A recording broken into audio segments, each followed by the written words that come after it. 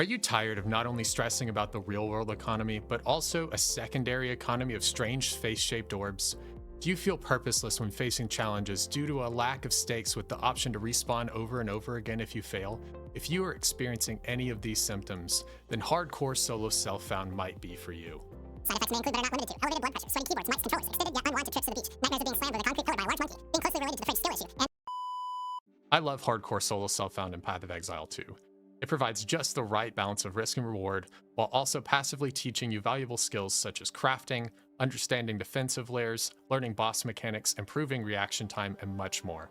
The goal of this video is to provide you with some hardcore solo self-found tips that I've learned over 1,000 hours of play to help reframe how you view hardcore solo self-found and to get you started on your new adventure through Rayclast, from the beach all the way to maps, and probably back to the beach a few more times. Oh shit! I knew it was gonna happen too! The easiest mistake to make on your first HCSSF run can happen before the run even begins. Choosing the wrong build, whether it be a glass cannon league starter from softcore trade, or something completely experimental, either one can set you up to have a frustrating start in hardcore, leading you to think that the game mode is either too hard or just not for you. In the description of this video, you will be able to find a link to an HCSSF tailored version of one of the most popular builds of 0.4, the Poison Burst Pathfinder, by my good friend Everseen. I have been playing this build since 0.2, and I can assure you that it is capable of all content while having more than enough defense and utility to survive in hardcore, with gear that is easily obtainable even in an SSF environment.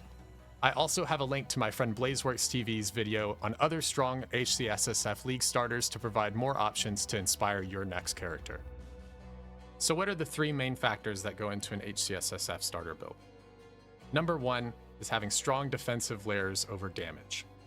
While it's fun to spec fully into damage on your passive tree, you don't have a 6 portal defense to just go again if you die in hardcore. This means that your 1k life full evasion build that your buddy came up with in the car ride on the way home from the bar just isn't going to cut it here. Number two is prioritize resistances. Did you spend all of your gold gambling for a high DPS weapon, making it impossible for you to buy a sapphire ring to bring into the fight with Count Geonor? Is Jaman-Ra dethroning you and leaving you to the sands with 0% lightning resistance? In hardcore, you should prioritize getting as close to the 75% resistance cap as you can. That doesn't mean that you have to farm the same zone over and over again to get perfect suffixes on your gear, but what it does mean is that you should be prepared for the content ahead of you. If you're fighting Count Geonor, you should have sapphire rings on and maybe a cold charm. You fighting the Dread Engineer and she's smacking you around? Then you should swap your sapphire rings for ruby rings to increase your fire resistance. Tailor your resistances to the upcoming content until you can cap all of your resistances at the same time, more towards the end game. And number three is having a build that's a good all-arounder for all content. In an SSF environment, you want your character to be able to farm all of the league mechanics from Ritual to Abyss to Expedition, so that you have the resources and currency needed to craft your dream gear and achieve the goals you've set for that playthrough. Now, there is the option of having a character made mainly for bossing and a character made mainly for mapping, but those types of things are a bit more advanced, and right now we're focused on getting one character through the campaign to the end game and getting you comfortable with hardcore. So let's keep doing that. Now that we have our build selected, let's talk about how we view progression. Now, if your goal is to only reach maps as fast as possible, you're probably setting yourself up for some disappointment. Hardcore is a totally different way to play and enjoy the game. It's much more of a roguelite experience than a standard ARPG.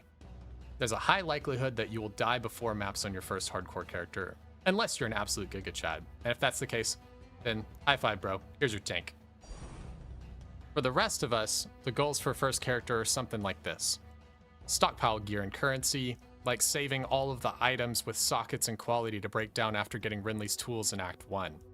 Keeping your leveling gear from each act for if you do have that unfortunate rip, you don't have to restart your gearing process. Learn what zones to rush to take those big power spikes, to get all those extra skill books. And learn what zones and bosses to skip and come back to, like Freythorn or the Monkey. Now listen, you are going to die. The question is, what have you gained in that process that will make your next run that much easier? Now, taking that roguelite mindset I talked about earlier just a step further, you want to set clear goals for each character. Sure, Just blasting as much content as possible before the inevitable death can be fun. However, progression will feel much more meaningful if you've pre-established targets that you want to hit with that character. Some example goals for each character could look like: get to low-tier maps to farm up some currency and essences for crafting. Get all 40 Atlas points done on your Atlas tree so you can juice your maps.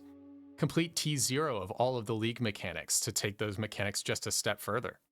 Kill the Arbiter to enable the juicing of precursor tablets and get those nice rare tablets.